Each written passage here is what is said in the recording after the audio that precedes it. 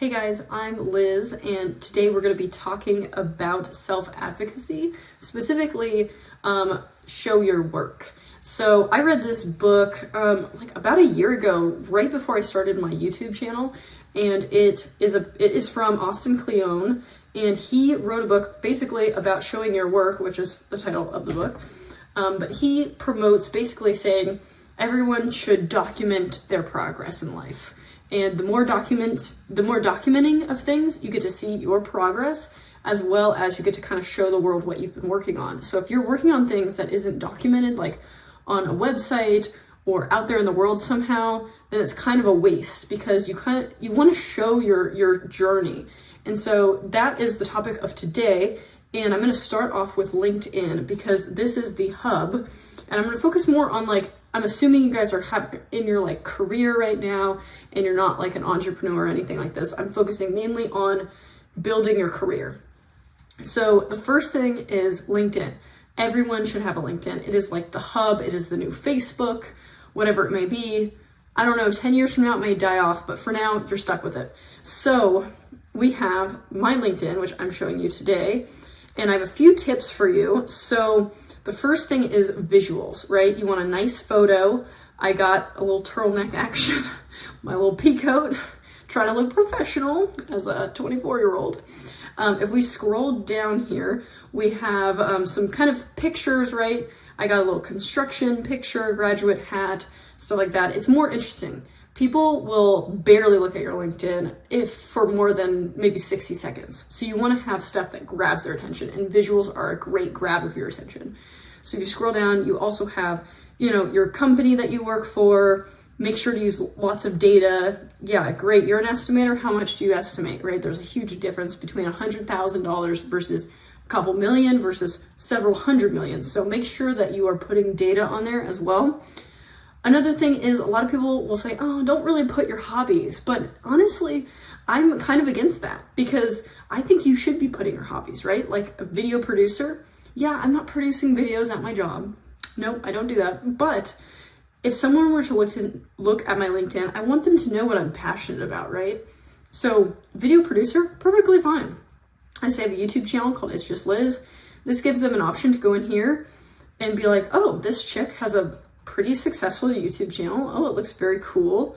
Several thousand views, right? So, I mean, and she's learning how to program, and it just kind of makes you look like a lifelong learner and that you're passionate about other things outside of work. So we have that, and then I have check out my website. So you can go to my website, it's justliz.org, and you go, oh, okay, she's kind of techie. She's got a website. You look in here, you're like, oh, this person, let's look at the books that she has. Oh, this is what she's reading. Okay, these are nice new books. She's in with the times. Projects. Oh, okay, she's got she's coding a little bit, or she's got a YouTube channel. We already knew that. Oh, founder of the Casa. I wonder what that is. Click that. Oh, she's got her own company, right? Okay, we can kind of look at, oh, what is this company about? And oh, it looks like she's working with this person, and that's kind of cool. It's bragging, right? Without bragging, you just leave the links there, and if they want to follow the breadcrumbs, they can. So we'll go back here, and that's straight from your LinkedIn. You want everything kind of linked together. And a lot of people call this like building a brand. So that's also another thing that you'll hear a lot. Then you have, some other employers, lots of pictures, and then we get into certifications.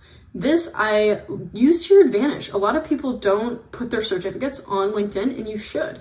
So if I look at, like, let's say this class, and I say see credential, I can click there and I can see, oh, okay, she took this class. I wonder what her final project was. Oh, okay, cool. She made looks like a weather app of some sort. So that's kind of exciting, right? Like, she's out there, putting herself out there, whatever, showing your work, right? You want everything linked together. So then we go back to LinkedIn, and we got all this information, and it was just straight from a LinkedIn. You just have to link everything in kind of a hub to represent you in your brand, per se. Then we have kind of following off that is your resume, right? Now you want to formalize this. So I'll show you what my resume looks like.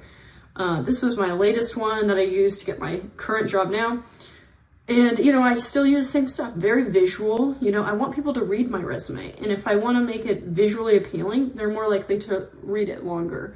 So we have lots of pictures, little like, I don't know, thumbnail kind of looking things. I think it flows kind of nice, kind of represents me. Well, you got a nice professional photo. This was made off Canva, which is free. I love Canva. Everyone starts using their resumes on Canva. I'll link below how I made this one. I made a video on it, so I'll link that in the description below. And that all comes together here. And then the other benefit of like kind of branding yourself and doing this like self-advocacy and showing your work is that when performance review comes around at your company, you have all this stuff that you've already laid out and you're ready for a presentation with your boss, right? So, and I will link below that video that I did on tips for performance reviews, but this is kind of what I mean by showing your work, putting it all in one hub and connecting everything. So you can get anywhere and you can really dig deep into one person. And this will not just benefit you, but it helps your company as well. Because if I was a client and this company that this person worked for was like, okay, here's Liz, this is the person that will be on your job, and then I can go and look around her website and all these things, like that's very cool, right? As a client, I'd be like, wow, they hire really good people. So it also benefits your company in a sense of self-advocating for yourself too. So there's really no downside to this other than like oversharing. But again, you just have to keep it professional, which I'm sure everyone will be fine with that. This isn't like Twitter, right? So, but anyway, link below anything that you have suggestions for as far as what else I could be doing, because I'm always looking to up my LinkedIn game. But comment below if there's something else that you use, that you like to put on your LinkedIn, or anything that's kind of controversial, like the YouTube thing. I like to put on my LinkedIn. Some other people told me not to. It's a professional channel. It's not like I'm vlogging, so I think it's fine. But yeah, go ahead and comment below, and I will see you guys next time.